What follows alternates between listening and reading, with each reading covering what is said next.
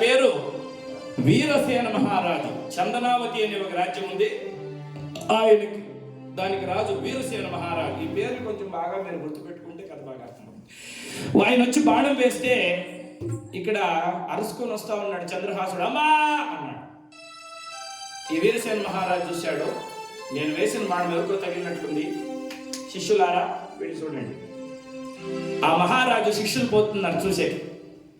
ఎందుకంటే శిష్యులు అంటే ఎట్లుండాల, చెప్పింది చెప్పినట్లు చేసేటట్లు ఉండాలి. చెప్పిన పని చెప్పినట్లు చేసేటట్లు ఉండాలి. వాళ్ళు నిజమైనటువంటి శిష్యులు. ఈ శిష్యులందరూ కూడా వెళ్ళి చూశారు. ఈ చంద్రహాసునికి ఈ రక్తం కారుతా ఉంది కదా, వాడిని చూసి ఎవరు బాబు నువ్వు అన్నారు.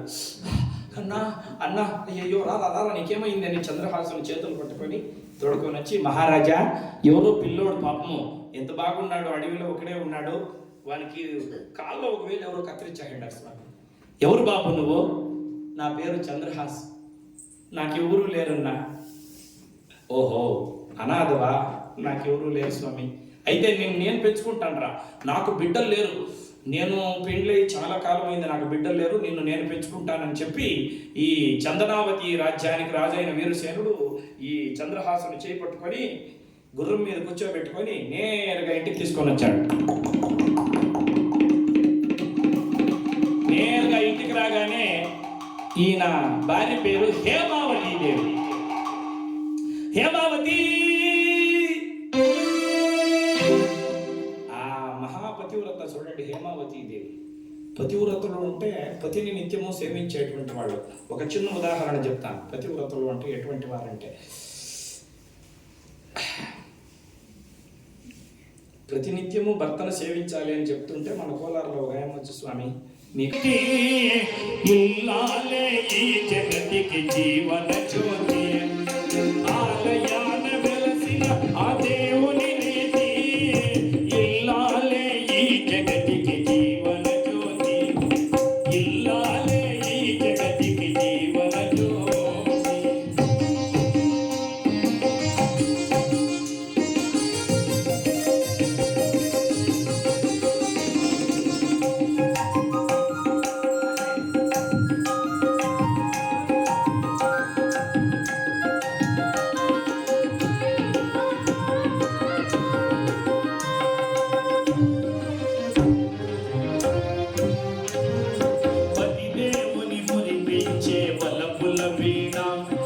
జీవితమే పండించే నవ్వుల వాన,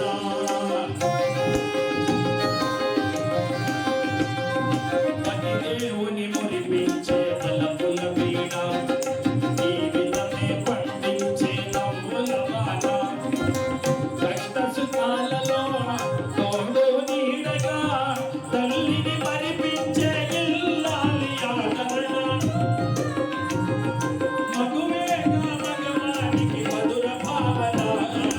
ఆలయాన వెలసిన ఆ దేవుని రీతి ఇల్లాలే ఈ జగతికి జీవన జ్యోతి ఇల్లాలే ఈ జగతికి జీవన జ్యోతి.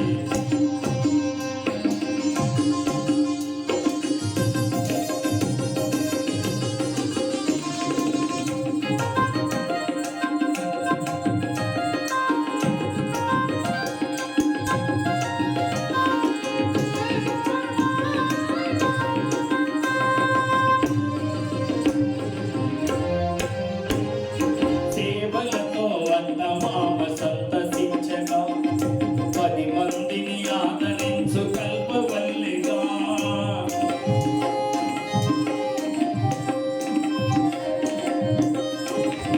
సేవలతో వద్ద మామ సంతసించగా 10 మందిని ఆదరించు కల్పవల్లిగా. తనయుని వీరునిగా పెంచే తల్లిగా సతియే గృహసీమను కాచే దేవతగా.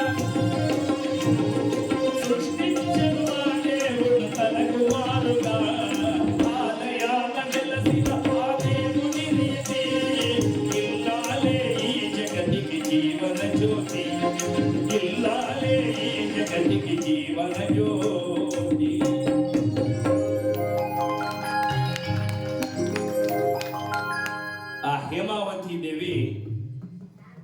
ఇంట్లో ఉంటే ఈ వీరసేన మహారాజు పిలిచాడు.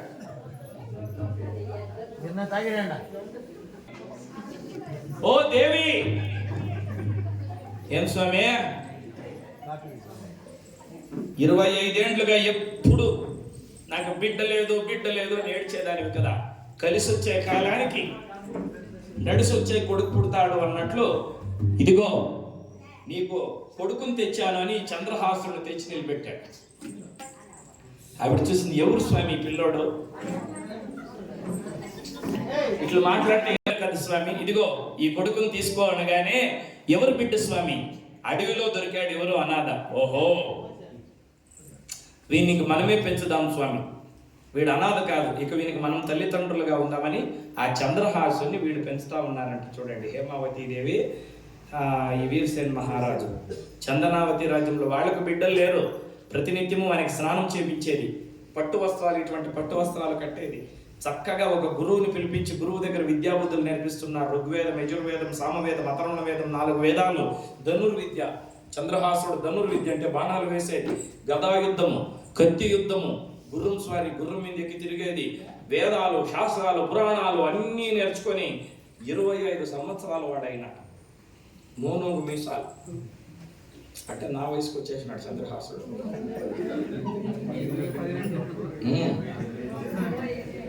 ఇంకా నేనే ముసలోడు. ధనుర్విద్య వస్తుంది, ఆయనకు బాణాలు వేసుకొని వస్తుంది, గదా యుద్ధం వస్తుంది, కత్తి యుద్ధం వస్తుంది, వేదాలు నేర్చుకున్నాడు, శాస్త్రాలు నేర్చుకున్నాడు. ఇక వెంటనే వాళ్ళ తండ్రి ఈ చంద్రహాసుని తీసుకొని వచ్చి సింహాసనం పైన కూర్చోబెట్టాడు. ఎక్కడ? చందనావతి రాజ్యంలో. అదొక చిన్న రాజ్యం. చిన్న రాజ్యం అంటే మన వసూరు డిస్టిక్ అంత ఉంటుంది అంతే. కాబట్టి వినండి, ఆ సింహాసనం మీద కూర్చోబెట్టి, ఓ ప్రజలారా, ఇక మీద ఇదిగో నా కొడుకు చంద్రహాసుడే ఈ రాజ్యాన్ని పరిపాలిస్తాడు. సరే, ఇక చంద్రహాసుడు ఆ రోజు నుండి రాజ్యంలో చూడయా, ఈ రోజు నేను పెరిగి పెద్దోడయ్యాను, ఈ రాజ్యానికి రాజయ్యానంటే కారణం నా మెడలో ఉండే ఈ మహావిష్ణువే, శ్రీమన్నారాయణుడే. ఈయన అనుగ్రహం చేత ఈ రోజు నేను అనాథనైన నేను ఈ రాజ్యానికి రాజునయ్యాను. ఇక మీద నేను ఆజ్ఞాపిస్తున్నా, ఈ రాజ్యంలో ప్రతి ఒక్కరూ ఏకాదశి నాడు ఉపవాసం చేయాలి, మహావిష్ణువుని పూజించాలి, రాత్రిపూట జాగరణ చేసి హరికథలు వినాలి. అర్థమైనా? సరే స్వామి.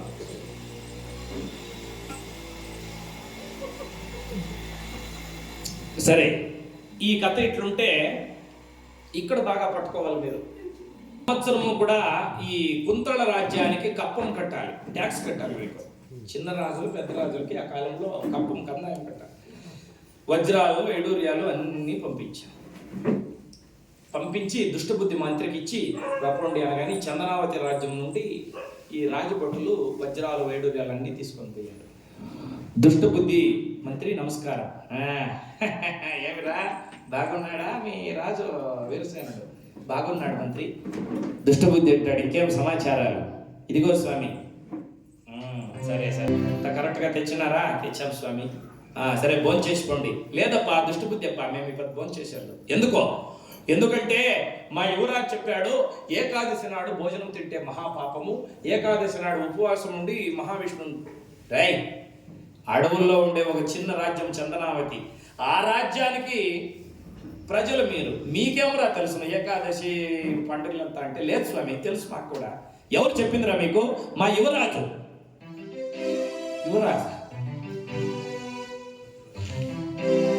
మీ రాజుకు బిడ్డలే లేరు కదరా? లేదు స్వామి, ఉండాడు బిడ్డ, చంద్రహాసు అని.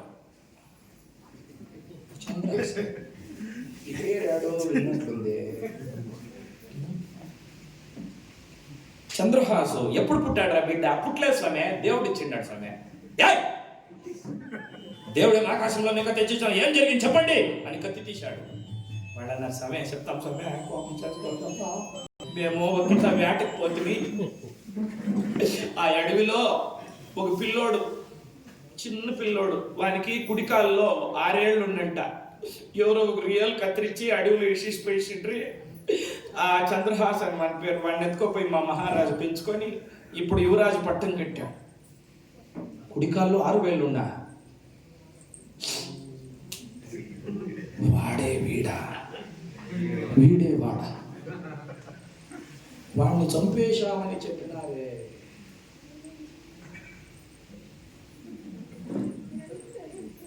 సరే నేను మీ రాజ్యానికి వస్తాను పదండి అని దుష్టబుద్ధి రథం తీసుకొని ఇతడు కూడా రథంలో బయలుదేరి దడ దడ దడ దడ దడ దడ దడమని చంద్రావతి రాజ్యానికి వచ్చాడు.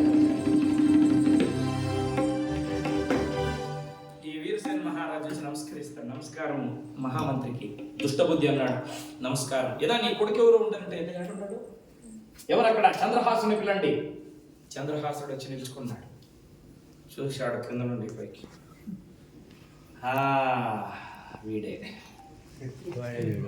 వాడే వీడు. బ్రాహ్మణులు జ్యోతిష్యులు చెప్పిన ప్రకారము వీడు ఈ రాజ్యానికి రాజయ్యాడు. వీడినిట్లే వదిలితే కుంతల రాజ్యము ఈ ప్రపంచానికి చక్రవర్తి అవుతాడు. ఎట్లయినా వీడిని చంపేయాలి, ఎట్లయినా వీడిని చంపేయాలి. ఆ దుష్టబుద్ధి మంత్రికి మనసులో పడిపోయింది. సంతోషం సంతోషం, బాగుండాలి నీ కొడుకో, నువ్వు బాగుండడు, నువ్వు సమాచారం ఏమంటే ఊరికే చూద్దామని వస్తే మీ రాజ్యం ఎట్లుందో, నేను ఇక్కడే ఉంటాను 2 రోజులు. సరే స్వామి ఉండండి. నైనా చంద్రహాసు, ఏం స్వామి దుష్టబుద్ధి అంటాడు, నేను అర్జెంట్ పని మర్చిపోయాను, చెప్తాను, చేస్తావా? చేస్తాను స్వామి. పత్రిక తీసి రాశాడు వీడు దుష్టబుద్ధి. ఏమని రాశాడంటే, మదన కుమారునికి శ్రేయస్సు, నీ తండ్రి దుష్టబుద్ధి ఆశీర్వదించి రాయనది ఏమనగా, ఈ పత్రిక తీసుకొని వచ్చిన వాడు మనకు ఆహితుడు. ఆహితుడు అంటే మనకు విరోధి అని. ఆహితుడు వచ్చిన తక్షణమే వెనక ముందు ఆలోచించకుండా, ఒక క్షణం కూడా ఆలస్యము చేయకుండా విషము ఇచ్చి పని ముగించు. చంపేయండి అని లేదు, విషము ఇచ్చి పని ముగించు అని రాసి దుష్టబుద్ధి మరిచి దానికి ఒక నూలు దారం బిగించి, చంద్రాస చెప్పండి స్వామి. దుష్టబుద్ధి అంటాడు, చూడు ఇది తెలియకూడదు, ఇది పత్రిక, ఇది చాలా రహస్యమైనది, రాజ రహస్యం ఉంది దీంట్లో, ఒక దైవ రహస్యము. ఇది నా ఉంగరము. ఇట్లా ఉంగరం 3 ఉండేది. నా దగ్గర ఒకటి, గాయం దగ్గర ఒకటి, నా దగ్గర ఒకటి, నా కూతురు దగ్గర ఒకటి, నా కొడుకు దగ్గర ఒకటి, 3 ఒకే రకం చేపించుకున్నారంటే. ఎవరు? ఈ దుష్టబుద్ధి, వాని కొడుకు మదన్ కుమారుడు, కూతురు విషయ. ఈ 3 దగ్గర ఉండే అట్లా ఉంగరం, నవరత్నాల ఉంగరము. ఇది నా కొడుకు చూస్తానే గుర్తుపడతాడు. ఇది ఇచ్చి తొందరలోనే నువ్వు ఇక్కడికి వచ్చేనాయన, నువ్వు వచ్చేవరకు నేను ఇడే ఉంటా, సరేనా? వెంటనే ఆ పత్రిక తీసుకొని ఈ చంద్రహాసుడు, చూడండి దైవ బలం ఉంది, జయ శ్రీమన్నారాయణ అని తల్లిదండ్రులకు నమస్కారం చేసుకొని, ఆ మహామంత్రి దుష్టబుద్ధికి నమస్కారం చేసుకొని గుర్రం మీద ఎక్కి వచ్చేస్తా ఉన్నాడండి. ఎక్కడికి వస్తున్నాడు? కుంతల రాజ్యానికి. పరమేశ్వరుని ధ్యానం చేసుకొని వస్తున్నాడు. పరమేశ్వర కైలాసవాస, శివ శివ శంకర భక్త శంకర శంభో హర హర నమో నమో, శివ శివ శంకర భక్త శంకర శంభో హర హర నమో నమో.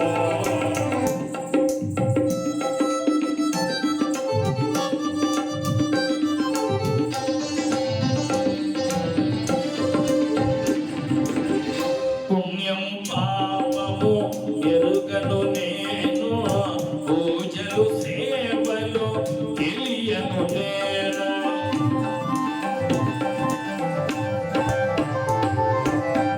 పుణ్యము పాపము ఎరుగను నేను, పూజలు సేవలు తెలియను నేను.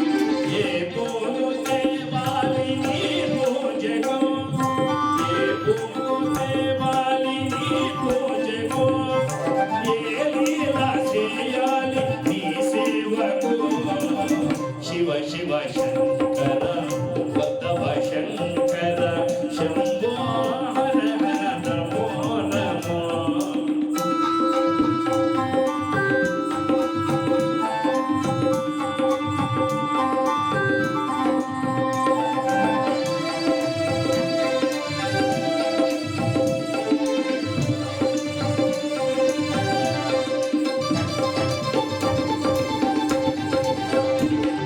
వారే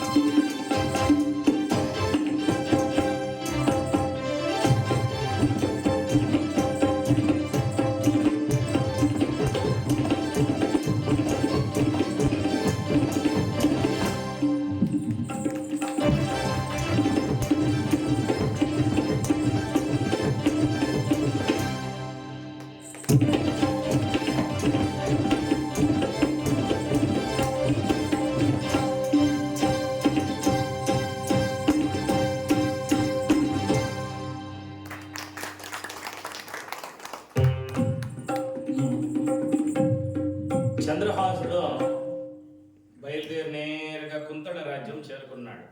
చేరుకోగానే ఎండ,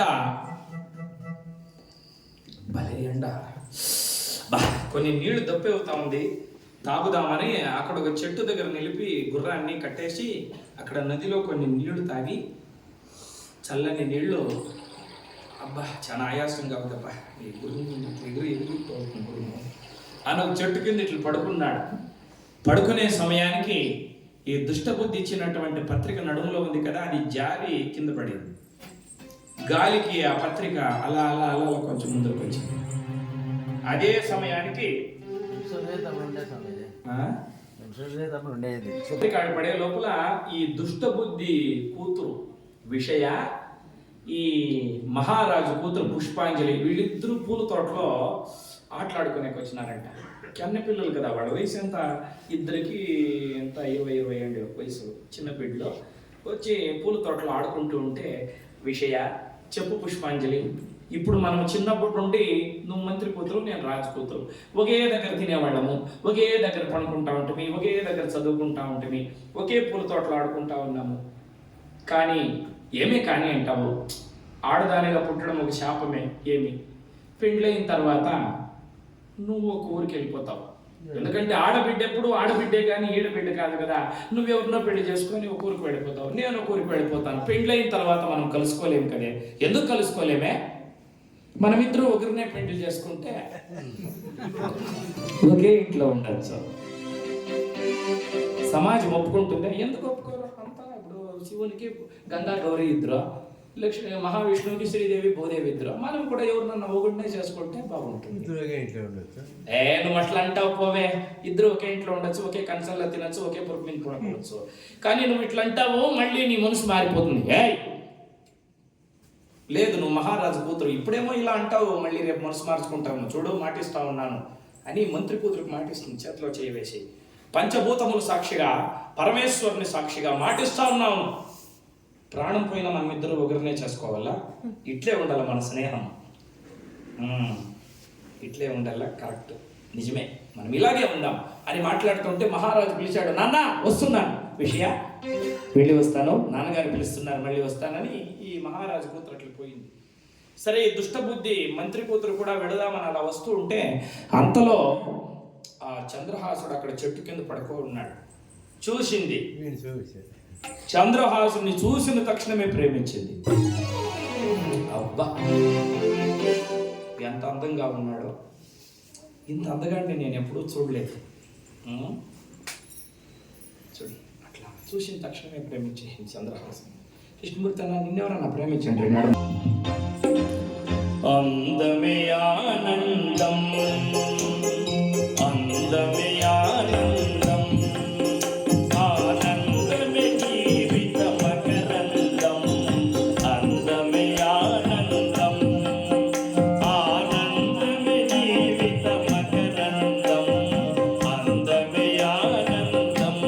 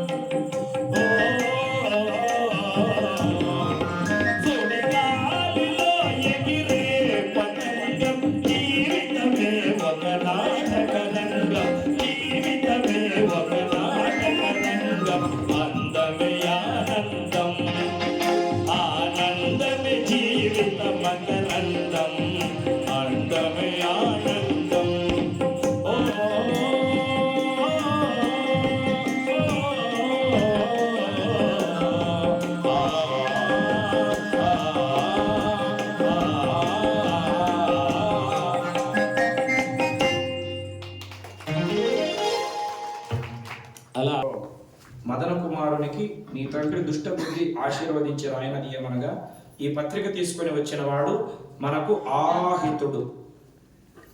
వచ్చిన తక్షణమే వెనక ముందు ఆలోచించకుండా విషమునిచ్చి, నా తండ్రి ఎంత దుర్మార్గుడు, ఇంత అందగాడిని చంపమని పత్రిక రాశాడని కళ్ళకు కాటుక పెట్టుకుంటుంది కదా, ఆ కాటుకను తీసి మంత్రి కూతురు వెంటనే ఏం చెప్తుంది, అతిద్దుతుందంట మదన కుమారునికి శ్రేయస్తో, నీ తండ్రి దుష్టబుద్ధి ఆశీర్వదించిన ఆయనది ఏమనగా, ఈ పత్రిక తీసుకొని వచ్చిన వాడు మనకు ఆహితుడు అని ఉంది కదా, ఆ అనే దాన్ని కొట్టేసింది. హితుడు అంటే మనకు కావలసిన వాడు అని. హితుడు వీడు వచ్చిన తక్షణమే వెనక ముందు ఆలోచించకుండా, ఒక నిమిషం ఆలోచించకుండా విషమునిచ్చి పని ముగించు అని ఉంది కదా, విషము అనే దాన్ని యా చేసింది, విషయనిచ్చి పని ముగించు అంటే వివాహం జరిపించు. అలా రాసి అక్కడ పెట్టేసి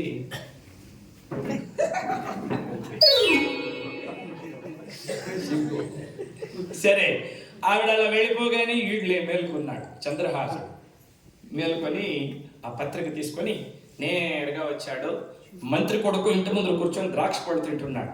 స్వామి, దుష్టబుద్ధి మంత్రి కుమారులు మీరేనా? అవును నేనేనాయా, నేనే దుష్టబుద్ధి కొడుకో, కానీ మా తండ్రిలా నేను లేను, నేను మంచోడు, మదకుడు మాట్లాడారు. సరే స్వామి, ఇదిగో మీ తండ్రి పత్రిక ఇమ్మన్నాడు, ఇదిగో రాజముద్రిక. ఆయన మా తండ్రి ఉంగరము తీసుకున్నాడు. మదన కుమారునికి శ్రేయస్తూ, ఈ తండ్రి దుర్డభివృద్ధి ఆశీర్వదించిన ఆయనదేమనగా, ఈ పత్రిక తీసుకొని వచ్చిన వాడు మనకు హితుడు అంటే కావలసిన వాడు. వచ్చిన తక్షణమే విషయనిచ్చి పని ముగించు. ఓహో, నా తండ్రి నా చెల్లెలకు సంబంధం చూసేకపోయింది.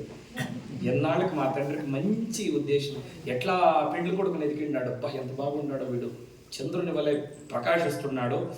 వచ్చిన తక్షణమే క్షణం కూడా ఆలస్యం చేయకుండా పెళ్లి చేయమన్నాడు కదా. వెంటనే రావయ్యా, నీకు నా చెల్లెలు పెళ్లి. స్వామి ఇంకేం మాట్లాడొద్దంతే.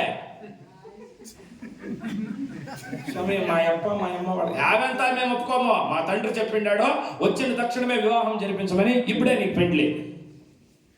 మళ్ళీ ఇంకొక మాట మాట్లాడితే చూడే, రాజపురోహితులో పెళ్లికి సిద్ధం చేయండి. కాదు స్వామి ముహూర్తం గిరుతం ఎవరిని కావాలని ముహూర్తమో, మా తండ్రికి మంచి బుద్ధి వచ్చి ఉండేది మంచి ముహూర్తము, అయిపోవాలి పెళ్లి. వెంటనే పీటలు వేసేశారు, ఆ చప్రాలు వేసేశారు. మంత్రి కొడుకు అనుకుంటే ఎంత మాత్రం అండి, చక్కగా పీటలు వేసేశారు. తోరణాలు మామిడాకులు పెట్టుకొని వచ్చి వాడు కూడా తోరణం కట్టేశాడు. పోరా భజంత్రి వాళ్ళని తోడుకురారా, వాళ్ళ ఇంట్లోనే కానీ కొట్టుకొని వస్తూ ఉంటారు డోలు మీద. వెంటనే అయ్యవారు వచ్చి పీట మీద కూర్చున్నాడు. తొడుకోరండా. చంద్రహాసుడు వచ్చి పీట మీద కూర్చున్నాడు. చూడవాలి తలరాత భగవంతుడు కన్నెత్తి చూస్తే ఎట్లుండేవాళ్ళు ఎట్లయిపోతాడు. సరే పీట మీద కూర్చున్నాడు. ఇంకా ఈ చెల్లెలో అమ్మా నాన్న నీకు ఒక సంబంధం చూసినాడు రమ్మ అని తోడుకొని వచ్చి ఆవిడకి అలంకారం చేశారు. ఆవిడకి ఆనందం అయిపోతా ఉంది, బట్ నేను కోరుకున్నాడే నాకు దొరుకుతా ఉన్నాడని చక్కగా అలంకారం చేశారు. అంటే పెండ్లి కూతురుని అలంకారం చేసేది కూడా ఒక కళ. పెండ్లి కూతురుని ఎట్లా అలంకారం చేయాలని ఈ అమ్మకు బాగా తెలుసున్నాం. ఆయన పెట్టి మొగ్గలు జడి వేసి అలంకారం చేసేవాడు. పారాణి అని ఉండేది, ఇప్పుడు పారాణి పంతాలే. బంగారు బొమ్మ రావే బంగారు బొమ్మ రావే కళ్యాణ గడియ రాగానే తల వంచి సిగ్గు పడవలనే. బంగారు బొమ్మ రావే పందిట్లో పెళ్లి జరిగేనే.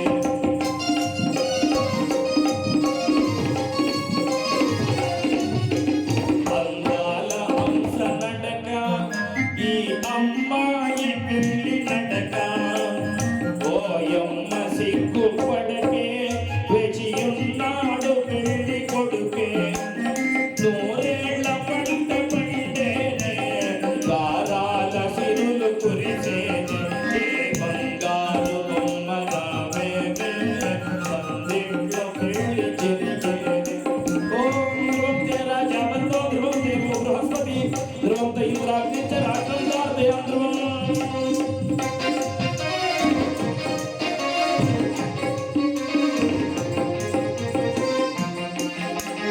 మనసైన వాడు వరుడు నీ మనసేలు కొనెడి గనుడు. వేసేను మూడు ముళ్ళు కురిసేను పూల సల్లో. ఈ ఏటికి ఊరొకటైతే నీ గటికి ముగ్గు నవ్వుతారంటే. బంగారు బొమ్మ రావే పందిట్లో పెళ్లి జరిగేనే. మంగళం తందు నాదీనా మమ జీవనేదునా ఎట్టే భక్తావి సుగే కొంచి విదనాం.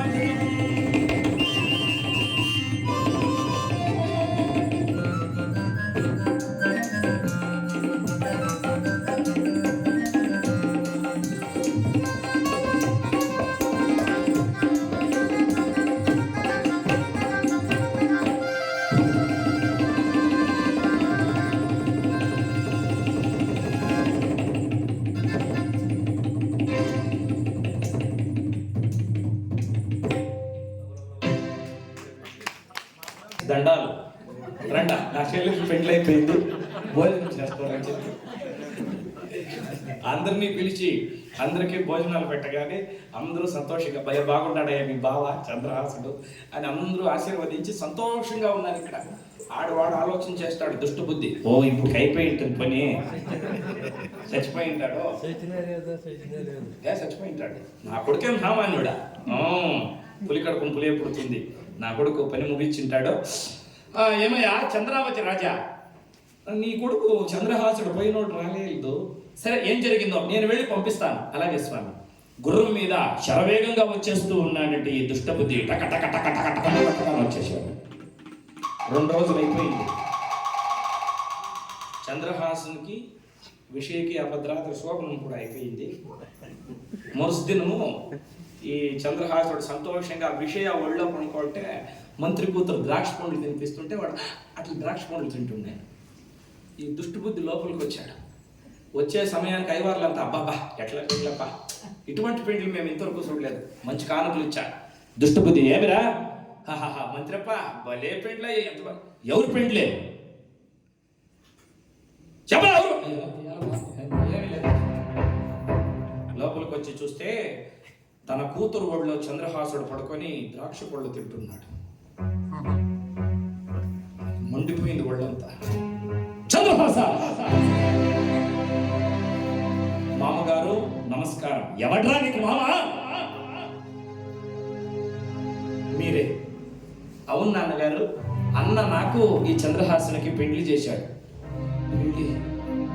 అవును మామ, మీరు తెచ్చిచ్చిన పత్రిక ఇస్తానే నన్ను ఏమి మాట్లాడద్దు, నోరు మూసుకొని కూర్చో అని నీ కొడుకు ఎంత చెప్తున్నావు వినుకుంటా పెళ్లి చేసేసి మామ.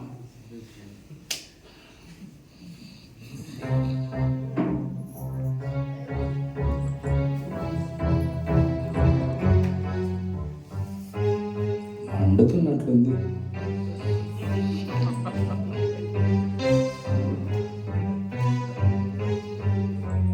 సరే ఉన్ని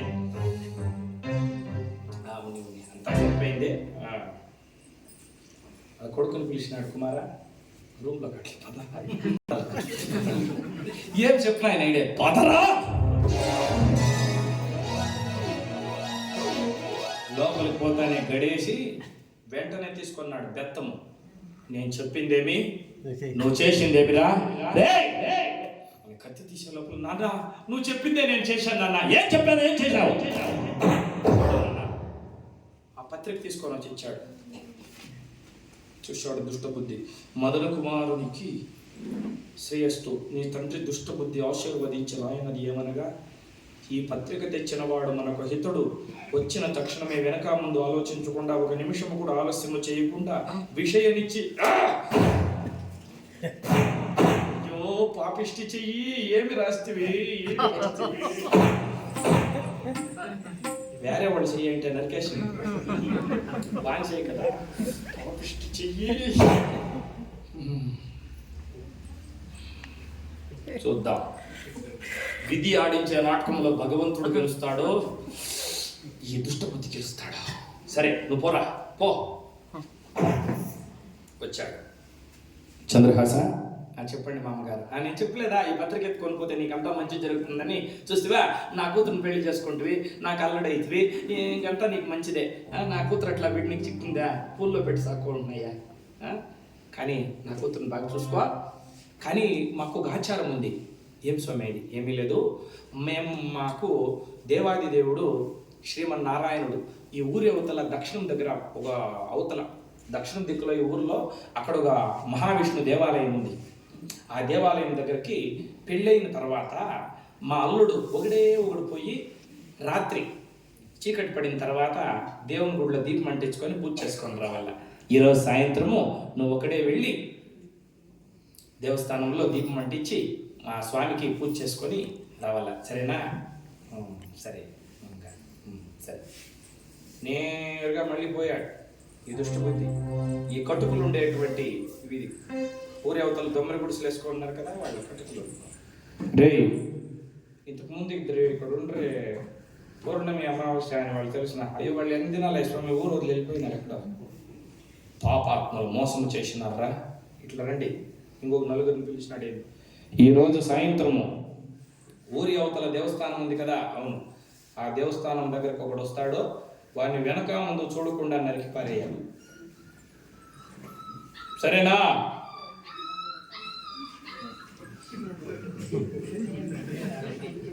ఇదిగో నలుగురికి 4 లక్షలు ఇచ్చాడు. పోయిన గీత నన్ను ఇద్దరు మోసం చేసి ఉండారు. మీరు మోసం చేయరు కదా, నువ్వేం భయపడచ్చు ఆమె. ఈ 10 సాయంత్రం గుడి దగ్గరికి ఎవరు వస్తారో వాడికి లేదు, నువ్వు వస్తువా నిన్నికి లేదు. సరే సబాష్, మీలాంటి వాళ్ళే నాకు కావాలని చెప్పి పొండి అనగానే వీళ్ళు కత్తులు తీసుకొని నేరుగా పోయి ఆ దేవస్థానం దగ్గర వాకిలి వెనకాల కూర్చోమన్నారు. ఇక ఈ చంద్రహాసుడు ఒక తట్టలో పూజకి అంతా సిద్ధం చేసుకొని బయలుదేరుతా ఉన్నాడు. భార్యకి చెప్తాడు విషయ, నేను వెళ్ళి దేవస్థానంలో పూజ చేసుకొని వస్తాను, జాగ్రత్త అండి. సరే నేను వస్తానండి. వద్దు, నేను ఒకటే వెళ్ళాలంట, మామ చెప్పాడు కదా.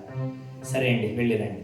వీడు వెళుతూ ఉంటే అదే సమయానికి ఆ పులింది నగరానికి రాజు, ఆ మహానుభావుడు, ఆ కుంతల దేశానికి రాజు అయినటువంటి వాడు, అంటే దుష్టబుద్ధి మంత్రి కదా మహారాజు. అద్దంలో ముఖం చూసుకుంటే ఆయన తల కనిపించలేదు మహారాజు.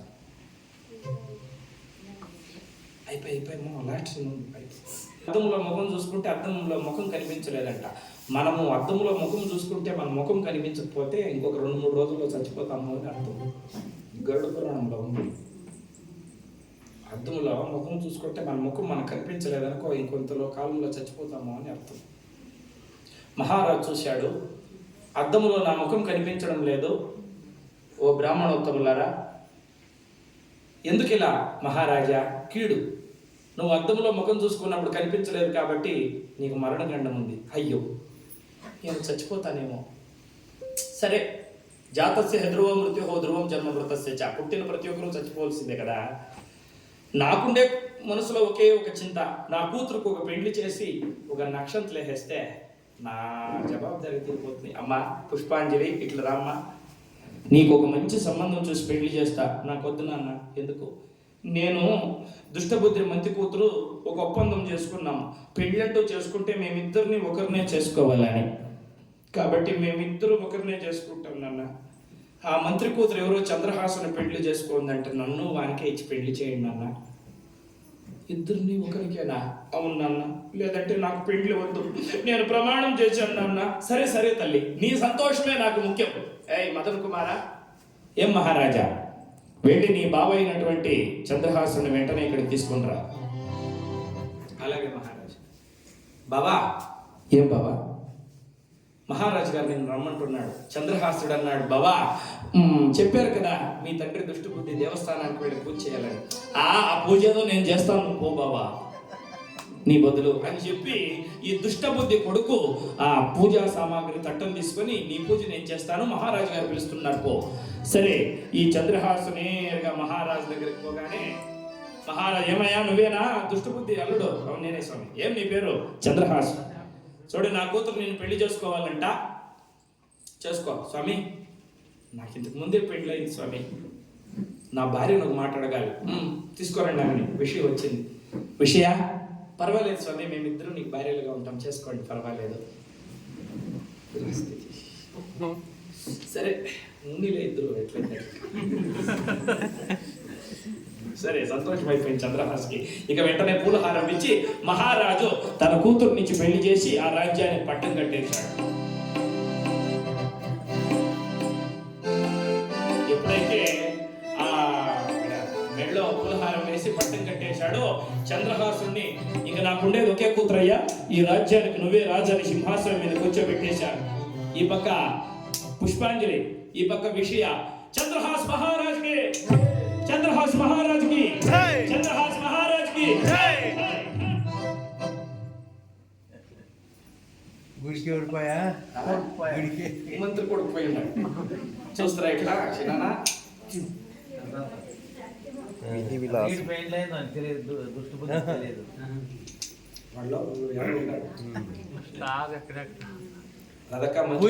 చెప్పిన మాట నిజమైంది.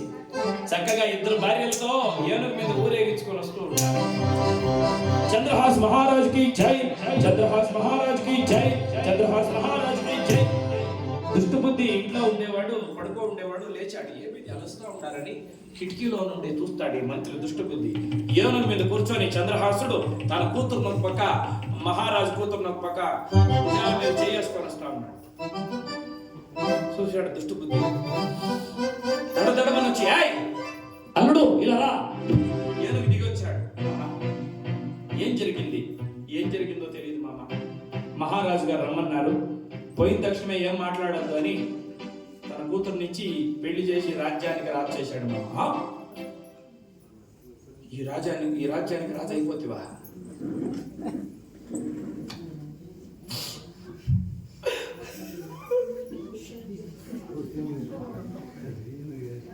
కరెంట్ వేరు పెట్టి. సరే, తలరాతను ఎవరు తప్పించగలరు? ఆ భగవంతుడు నీ పక్షంలో ఉన్నాడు, నీకు మంచి జరిగింది. అవును, దేవాలయానికి వెళ్ళమంటే కదా నీ కొడుకు మదన్ కుమారుడు వెళ్ళాడు మామ. నా కొడుకు వెళ్ళాడా? మదన్ కుమారా, మదన్ కుమారా అరుచుకొని పోతా ఉన్నాడు. పోయే సమయానికి అక్కడ మనోడు మదన కుమారుడు వాడు మంచోడు పాపం పోయి దేవస్థానంలో చక్కగా దేవుని పూలారం వేసి అక్కడ దీపాలు అంటించి ఆ భగవంతుడిని ప్రార్థిస్తా ఉన్నాడు. పరమాత్మ, దేవాది దేవ, వైకుంఠవాస, నారాయణ, నువ్వు తప్ప భక్తుల్ని రక్షించేటువంటి వారు ఎవరున్నారు స్వామి? నువ్వే మాకు శరణు, నువ్వే మాకు దిక్కు అని చెప్పి ఆ మహావిష్ణువుని ప్రార్థన చేస్తా ఉన్నాడు. నారాయణాయ ఓం నమో నారాయణాయ ఓం నమో నారాయణాయ ఓం నమో నారాయణాయ నారాయణాయ నారాయణ మంత్రం శ్రీమన్నారాయణ భజనం నారాయణ మంత్రం శ్రీమన్నారాయణ భజనం భవబంధాలు పారదోలి మోక్షము కొసగే సాధనం నారాయణ మంత్రం శ్రీమన్నారాయణ భజనం.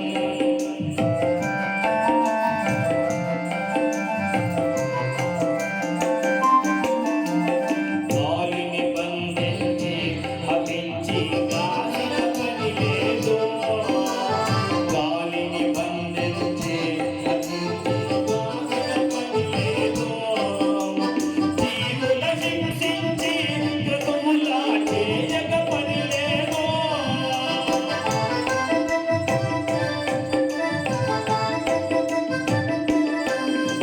మాధవ మధుసూదన అని మనసున తలచిన చాలుగా మాధవ మధుసూదన అని మనసున తలచిన చాలుగా నారాయణ మంత్రం శ్రీమన్నారాయణ భజనం.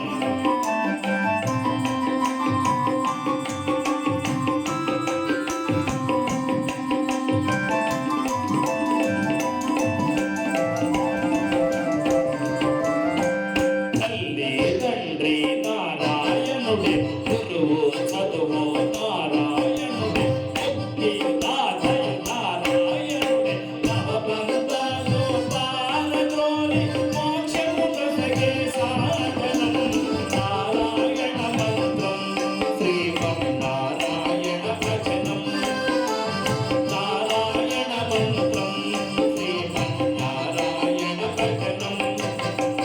నాద హరే శ్రీ నాద హరే నాద హరే జగన్నాథ హరే నాద హరే శ్రీ నాద హరే నాద హరే జగన్నాథ హరే నాద హరే శ్రీ నాద హరే నాద హరే జగన్నాథ హరే నాద హరే శ్రీ నాద హరే.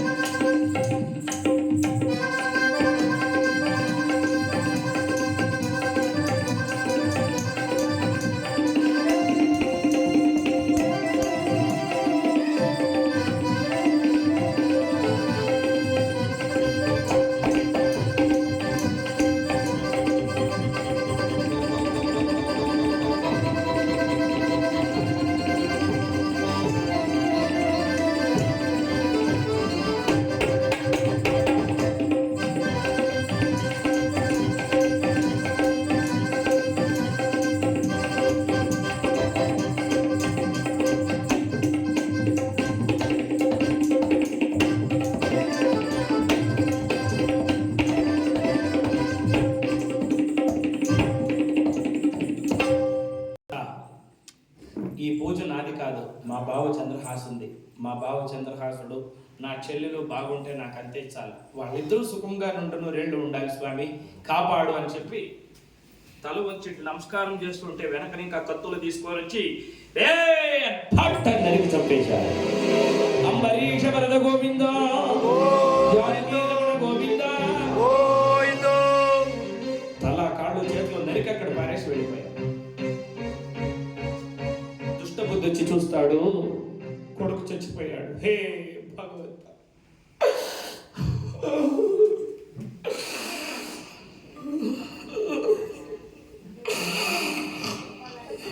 చాలు సమయం ఆడవాళ్ళు ఏడుస్తూ ఉన్నారు.